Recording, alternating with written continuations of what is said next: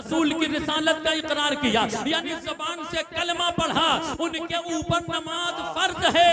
कलमा पढ़ने वाले आप सब लोग हैं। ईमानदारी के साथ बताओ कितने लोग नमाजों के पाबंद हैं? मेरे अजीजों, पैदा अल्लाह पाक ने तुम्हें अपनी इबादत के लिए किया है जी, मगर हालात इतने खराब हैं।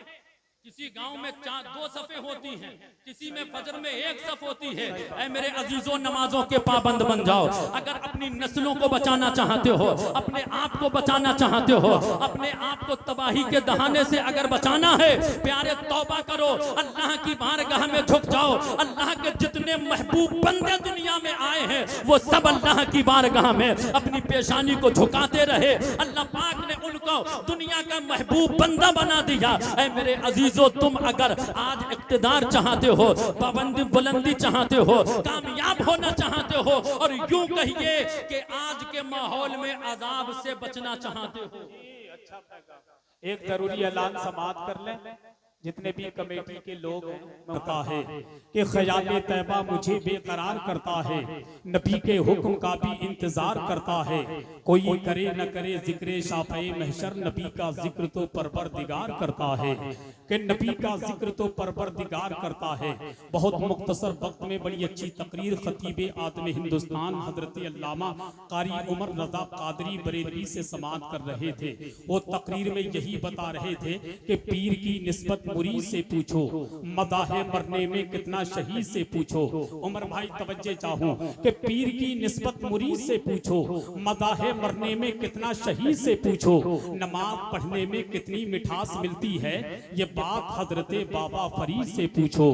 कि नमाज पढ़ने में कितनी मिठास मिलती है, ये बात हजरत बाबा फरीद से पूछो। अल्लाह का शुक्र है हम वसीले वाले लोग हैं। हम गौसे पाक की बारगाह में जाएं तो लोग कहते हैं क्यों जाते हो बड़े पीर गौसे पाक की बारगाह में, वहां जाने से मिलता क्या है। हम लोग हिंदुस्तान के शहंशाह सरकार गरीब नवाज की बारगाह में जाएं तो लोग कहते हैं क्यों जाते हो गरीब नवाज की बारगाह में, क्या मिलता है। हम आला हजरत सरकार मुफ्ती आजम हिंद की बारगाह में जाएं तो लोगों के पेट में दर्द होता है, क्यों जाते हो आला हजरत की बारगाह में, उनकी बारगाह में जाने से मिलता क्या है। तो सरकार मुफ्ती आजम हिंद कॉन्फ्रेंस में आने वालों, अपने दिल की तख्ती पर ये मिसरे नोट करना।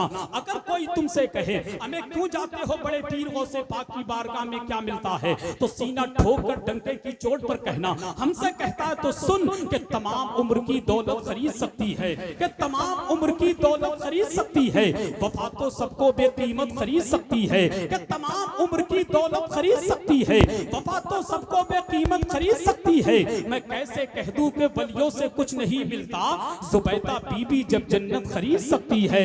मैं कैसे कह दूं कि वलियों से कुछ नहीं मिलता, मैं कैसे कह दूं कि वलियों से कुछ नहीं मिलता, जुबैदा बीबी जब जन्नत खरीद सकती है। कौन है हजरत बहलोल नाना, जो किसी ने नहीं देखा दिखा के बेचता है, जो किसी ने नहीं देखा दिखा के बेचता है। मजा तो ये है कि कीमत घटा के बेचता है, जो किसी ने नहीं देखा दिखा के बेचता है। मजा तो ये है कि कीमत घटा के बेचता है। सबूत मिल गया बहलूल से हजरत जुबैदा को, वली जमीन पर जन्नत बना के बेचता है। कि सबूत मिल गया बहलूल से हजरत जुबैदा को, वली जमीन पर जन्नत बना के बेचता है। इसीलिए तो कहते हैं जिसको शहरे मुस्तफा के ख्वाब आने लग गए, हजरत बहलोल दाना के नाम पर दोनों हाथ उठाकर कहें सुभान अल्लाह। जो बैठे हैं वो भी हाथ उठा ले, और जो खड़े हैं वो भी हाथ उठा ले, उतना दिल से बोले लब्बैक या रसूल अल्लाह, लब्बैक या रसूल अल्लाह, लब्बैक या रसूल अल्लाह।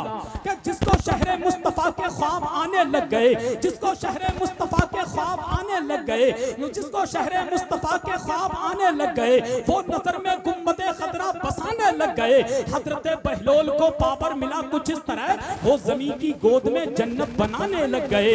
हजरत बहलोल को पावर मिला कुछ इस तरह, वो जमीन की गोद में जन्नत बनाने लग गए। मुझे अपना दीवाना कर रहे हैं, मुझे अपना दीवाना कर रहे हैं, अली अकबर के नाना कर रहे हैं। मैं घर जन्नत बनाने में लगा हूँ, मदद बहलोल दाना कर रहे हैं। मैं घर जन्नत बनाने में लगा हूँ, मदद बहलोल दाना कर रहे हैं। सरकार बहलोल दाना की गुलामी का पट्टा अपनी गर्दन में डाल करके मेरे पीर सरकार ताजुश शरिया की गुलामी का पट्टा अपने गले में डाल करके अपने वालिदैन की मोहब्बत का ताबीज अपने गले में पहन करके ताजुश शरिया की मोहब्बत अपने दिल में बसा करके अपने लबों पर